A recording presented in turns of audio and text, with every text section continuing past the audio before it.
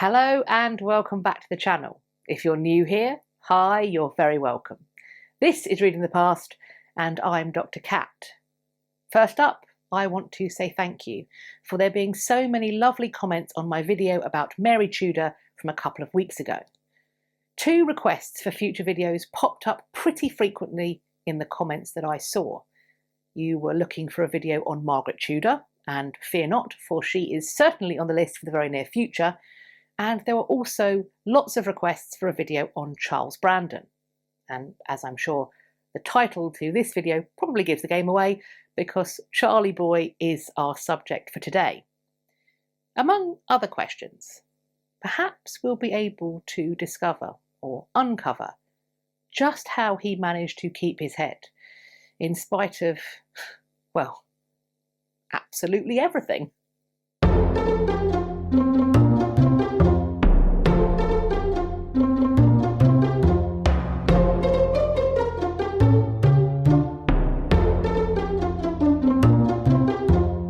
We aren't sure when exactly Charles Brandon was born, but we think it was in around 1484. This means that he would have been about 7 years older than his future friend and brother-in-law, King Henry VIII. It also means that he was around 1 year old when his father, Sir William Brandon, died. William was killed on the 22nd of August 1485 at the Battle of Bosworth Field.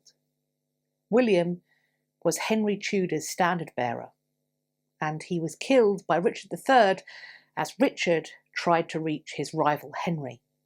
The image of Charles Brandon's father as a tragic hero who sacrificed all to end Richard's tyranny and bring the rightful Tudor king to the English throne would certainly do no harm to his son's future prospects at the Tudor court. Although Charles was William's second son, he was the only one to survive into adulthood, meaning that he was his father's heir. The Brandon name carried with it the respectability of the old country family that they were, but Charles would not be independently wealthy by way of his birth, or at least not to a sufficient extent to maintain his future lifestyle. Royal favour would, however, be one of the ways that he was able to provide for himself. It is suggested that Charles was brought up in his uncle Sir Thomas Brandon's household. As Sir Thomas was a prominent courtier to Henry VII, his nephew Charles was offered a direct route into royal service for himself. And it seems that Charles was able to distinguish himself through both his charm and also his physical prowess. In 1501, Charles competed as part of the tournaments that were held to celebrate the marriage of Prince Arthur to Catherine of Aragon. At this time and afterwards, Charles is recorded as serving and thus being part of the household of Arthur's father, Henry VII. In 1503, he waited on Henry at table. Within a few years, he was included in the company of the King's Spears, and by 1507, he was an esquire of the body. Each of these were roles that were a mark of his growing favour with his monarch. Some would make him prominent amongst those at court. So, for example, in the company of the King's Spears, he was expected to take part in the ceremonial displays and tournaments of the court, marking him out visibly as somebody who was privileged among his equals. Other roles brought him into invaluable proximity to his king.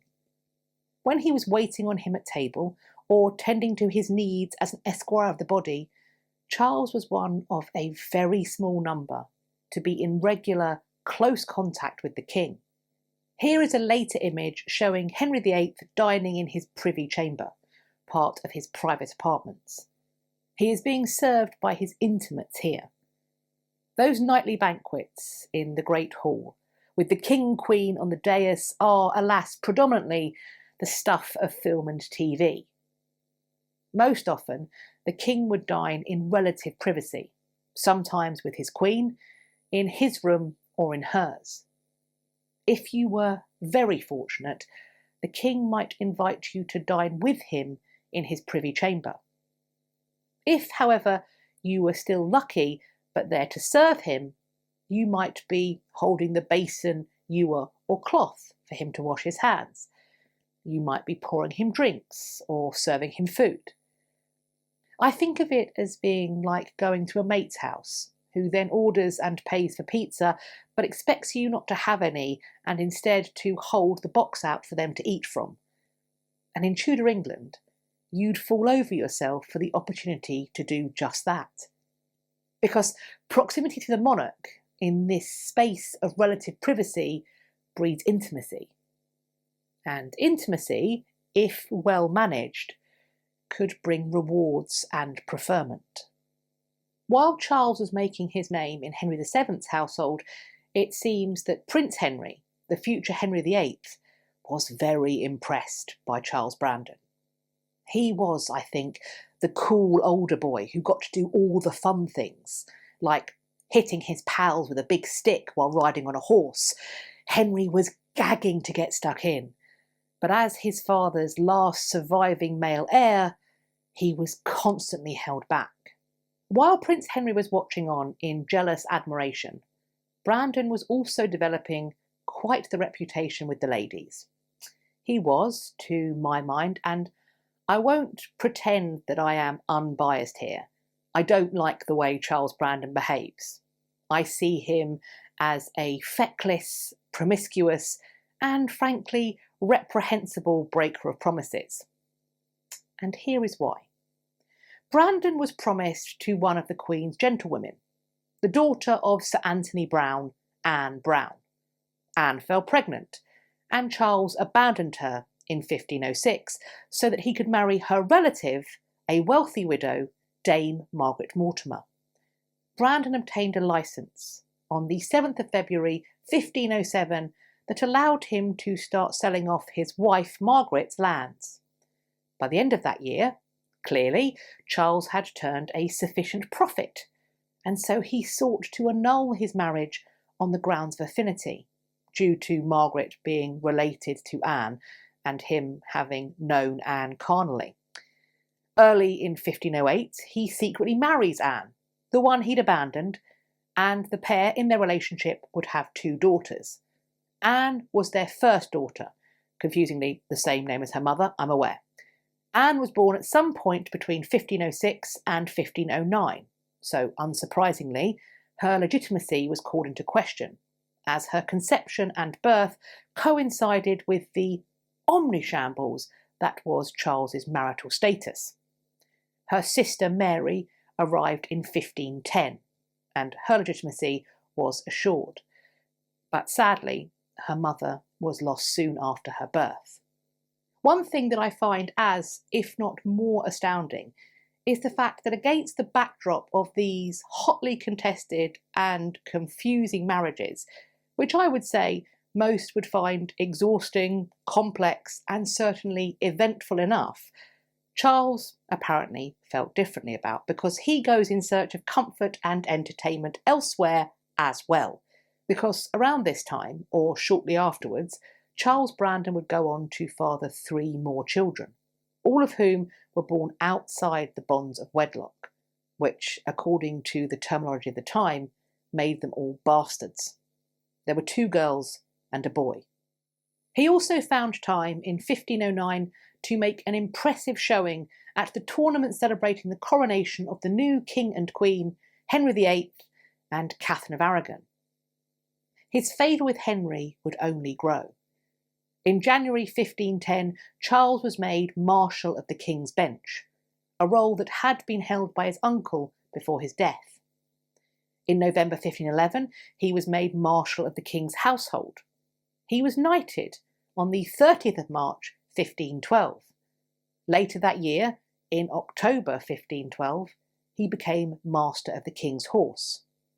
Knight of the Garter came on the 23rd of April 1513.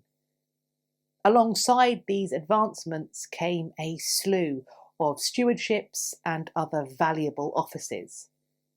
He was able to purchase the wardship of Elizabeth Grey. She was heiress to the barons Leal or Lisle, depending on your preferred pronunciation of that. Elizabeth was 8 when Brandon betrothed himself to her.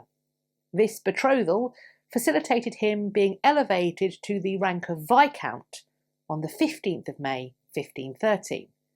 This elevation was made in anticipation of their future marriage.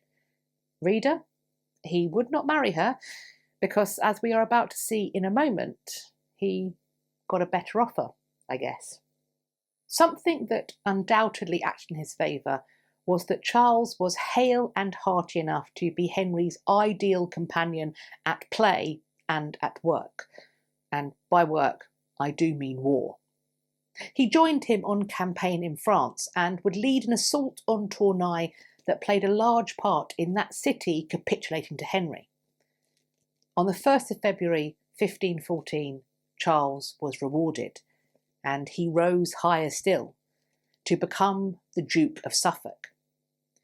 Not long after this elevation, a rumour emerged that Henry had done this for his friend so that he might be at a rank commensurate to make it possible for him to marry the Regent of the Netherlands, Margaret. Now, being connected, even by gossip only, to this absolute bounder, who was also still betrothed to Elizabeth Grey, was unsurprisingly not the stuff of dreams for this daughter of the Holy Roman Emperor Maximilian I. Margaret was horrified, and Henry was compelled to put an end to this gossip at once. Brandon's planned visit to the Netherlands was promptly cancelled as well. Later in 1514, however, Charles would still travel to the continent, as he would be part of the English party accompanying Henry's sister Mary Tudor to France for her marriage to the French king. As I mentioned at the start of this video, I have made one on Mary Tudor already, and I will leave that video linked, and I won't repeat all the same information here.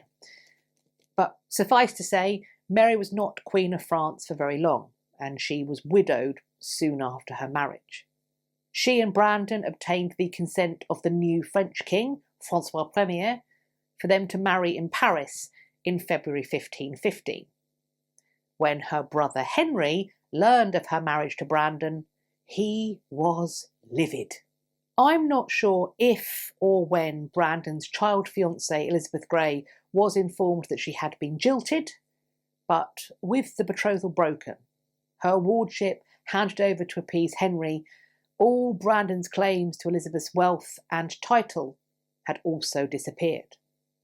As I mentioned in my other video, Henry's eventual softening towards his friend and sister would come with a hefty financial price tag, but it was also helped along through the intervention of Cardinal Thomas Wolsey.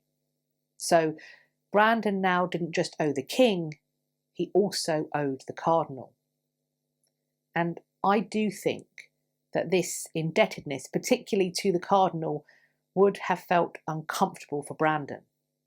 I do think that it would have gone some way to denting his pride. However uncomfortable, it did enable him to return to being a favoured companion of Henry VIII. After all, he was now his brother-in-law. On top of that, he might be useful. The former Dukes of Suffolk were suspicious individuals who had a worrying degree of royal blood in their veins and who had behaved in ways that had meant that their lands and titles had been confiscated. That's how Brandon ended up with it. Brandon, of course, had no such claim to royal blood. So, surely, he could be a useful tool to unify the people on the former Suffolk lands behind a loyal servant of the king, and away from the exiled former heir, Richard de la Pole. Brandon could also be relied upon to make a good show of himself when he was representing king and country, and that is what he did, because he was at Henry's side for the Field of Cloth of Gold in 1520. Peace with France was good for Brandon, as it made getting his wife's financial dues as Dowager Queen of France far easier. But nevertheless, clearly Henry trusted that Charles's loyalty to him superseded any fiscal concerns, because Henry put Charles in command of a large troop that was to invade France in 1523. The campaign was beset by delays, but it did show lots of promise. There is no evidence that Charles was looking to subvert things to smooth the way for more money to come to him more quickly. The troops were ultimately let down by the weather and their allies, but not by Brandon's leadership. Peace with France, with its promise of stabilising the flow of funds due to his wife, was, however, on the horizon because of Henry's great matter, where he was seeking to divorce his Spanish queen, Catherine of Aragon. This made support from France very attractive. Brandon would be given the chance to flex his diplomatic muscles in this very direction, which, considering how his wife Mary felt about Henry's wish to marry Anne Boleyn, I can't imagine that would win him many brownie points at home. It must have been uncomfortable for Charles, because on the one hand, peace with France smooths the way to get money coming into his household. It also serves his master Henry VIII's desires to end his first marriage and marry Anne Boleyn. But when he does come home to see his wife Mary, I can't imagine he's getting a very warm reception, as he is working directly against what she thinks should be happening. As events moved on, and the faction surrounding Anne Boleyn rose to take preeminence, Brandon turned away from Cardinal Wolsey. Perhaps he had always been looking for an excuse, maybe that indebtedness had chafed. And although this turning away from Wolsey placed him in a position of allegiance with Anne and her cohort, it would not ultimately facilitate a close working relationship going forward. Because it's alleged that Brandon resented being sent on missions to Catherine of Aragon that were designed to cause her pain and to shame her. Tensions were raised further because Brandon and his wife Mary had a surviving son called Henry, who was Earl of Lincoln from 1525. So here was a male heir with Tudor blood, born in England and born within the bonds of matrimony. He was a rival. Mary Tudor, Duchess of Suffolk and Dowager Queen of France, died on the 25th of June, 1533, and it would soon become clear that her husband, Charles Brandon, was apparently congenitally incapable of remaining unmarried for long, because within months, in fact, in the September of that same year, he would marry again. Again, it would be a spectacularly scandalous choice. His bride would be Catherine Willoughby, heir to the rich estates of her father in Lincolnshire and East Anglia. As we can see, there is evidently a theme in Charles Brandon's matrimonial pursuits. What was shocking is that he had originally purchased her wardship from Henry VIII in November 1527, with the intention of marrying her to his son, apparently. When she married Brandon in September 1533, Catherine Willoughby was 14 years old. Her former intended groom, now stepson, Henry, Earl of Lincoln, died the very next year, on the 8th of March, 1534. But Catherine would replace him for her husband with another Henry, who would be born on the 18th of September, 1535.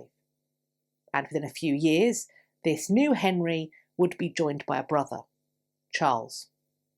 In October 1536, so within months of the fall and execution of Anne Boleyn, King Henry VIII found himself facing yet another crisis. This was the Pilgrimage of Grace. In it, some self-styled pilgrims had gathered together, all of whom wished to return England to obedience with the Holy See of Rome, to protect the monasteries and also to bring back old ways into the church. They were numerous, and it was feared that some among their number might seek to achieve their aims by any means necessary. Charles Brandon was tasked with subduing the threat, preventing its spread, and identifying any ringleaders. By December, the king's pardon had been granted, and the pilgrims had disbanded. Brandon was to reside in Lincolnshire, to ensure that order remained in the region and its environs. Essentially, he was placed there as a powerful magnate, one who could swiftly subdue any future uprisings like or linked to the Pilgrimage of Grace, and there would be another rising, this one in February 1537, which swiftly collapsed. However, it did technically negate the terms of the original pardon, and so allowed many of the ringleaders from that first uprising to be arrested and eventually executed. While some of those who had been captured would be executed in London, the 70-year-old Sir John Hussey would be beheaded in Lincolnshire in June 1537. And as already stated, Brandon was at this time residing in Lincolnshire, and so he was tasked with overseeing this particular punishment. What Charles Brandon thought of what Henry had commanded him to do remains opaque, as are his true spiritual leanings. We know that he spoke out against Cardinal Wolsey and that he certainly wasn't opposed to personally profiting from the Reformation. But was this motivated by principle or a desire simply for profit? Personally, I'm inclined to lean towards it being the latter. Brandon was able to create a good working relationship with Thomas Cromwell, at least while Thomas Cromwell was in his ascendancy. Brandon would play a key role in both the making and breaking of Henry's fourth marriage, which was, of course, in many ways masterminded by Cromwell, and would also be the thing that would ultimately bring Cromwell down. Brandon was in charge of the group that met Anne of Cleves at Dover on the 27th of December 1539, and later he was part of the negotiations surrounding the annulment of that same marriage that took place in July 1540. In 1540, Charles was nearly 60 years old, and he had begun to experience bouts of ill health, but none so severe that they slowed him down all that much, because Brandon would continue to represent his king's martial interests, as that king waged wars against France and Scotland. Charles Brandon, Duke of Suffolk, passed away at Guildford on the 22nd of August 1545.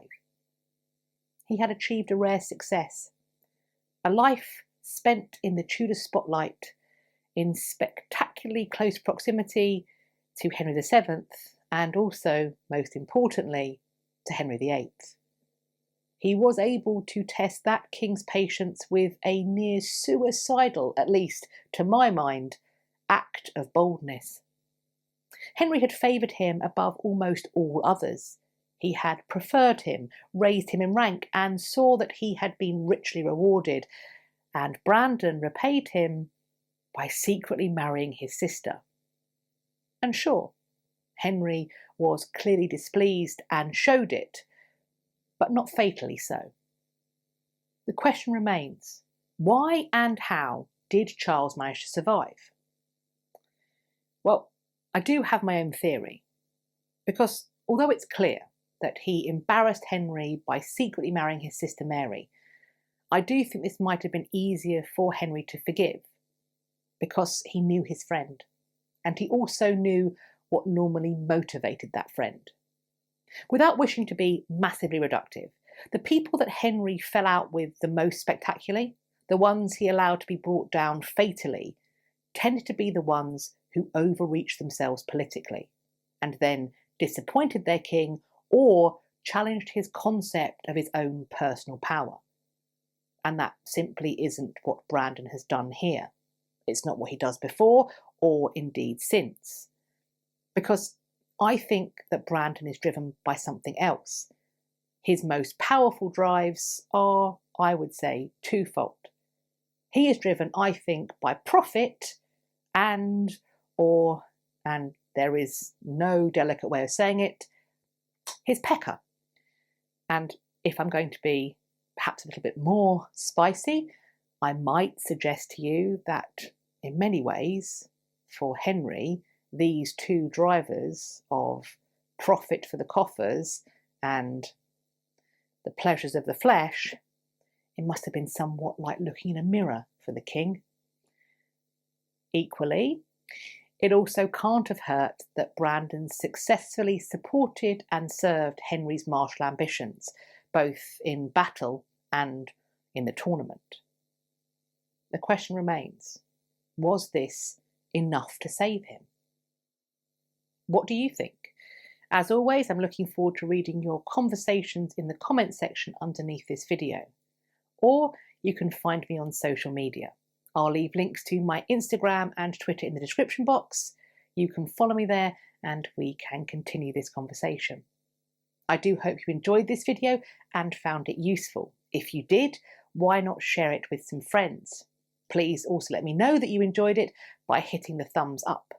Please subscribe to this channel. And if you think you're subscribed, maybe just have a little check now to make sure that YouTube hasn't mysteriously unsubscribed you.